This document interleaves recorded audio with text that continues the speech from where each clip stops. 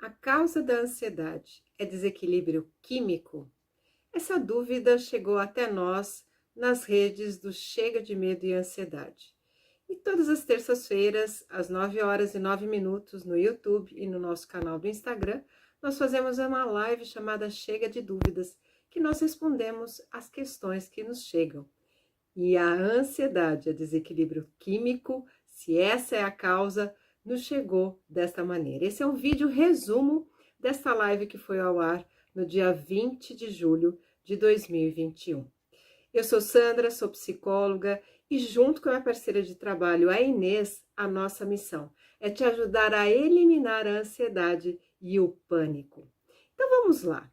Quem está perguntando isso, se a causa da ansiedade é desequilíbrio químico, está querendo entender e explicar a causa da ansiedade, mas mais do que da ansiedade normal que a gente sente sob ameaça, sob perigo, aquela ansiedade que mesmo sem ameaça e sem perigo, só de imaginar a gente sofre.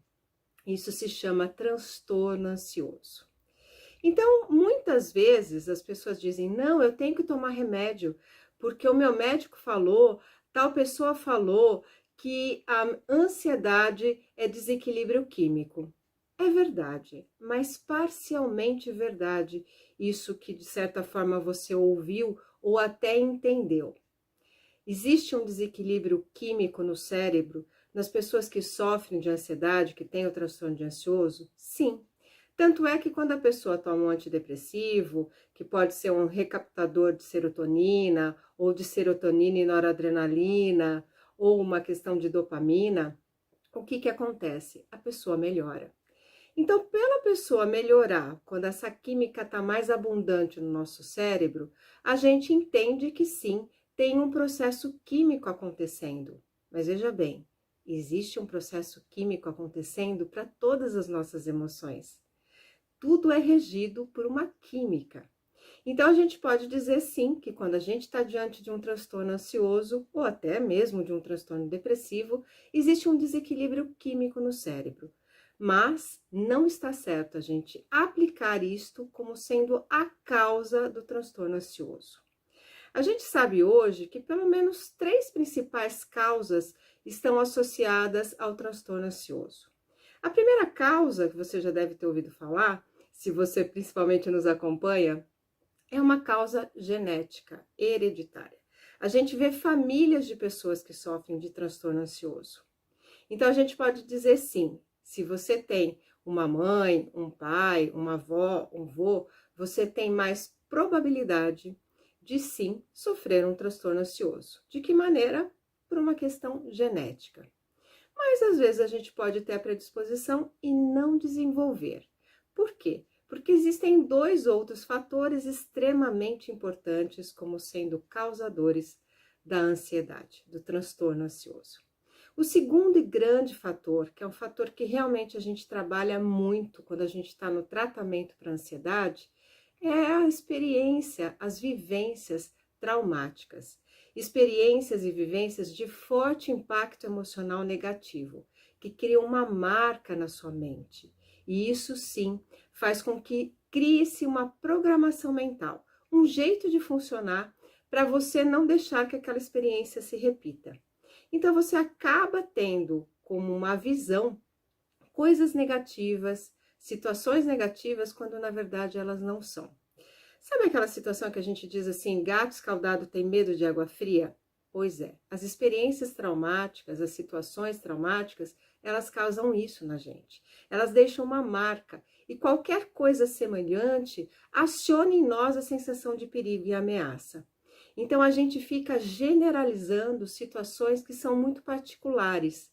E a gente faz isso através dessa programação mental que a gente tem, que é para nos proteger, mas que na verdade leva a gente a ver perigo e ameaça onde mesmo não existe. Isso aciona todo um circuito da gente ficar ansioso, ficar com medo e ficar imaginando e pensando as piores coisas que podem acontecer.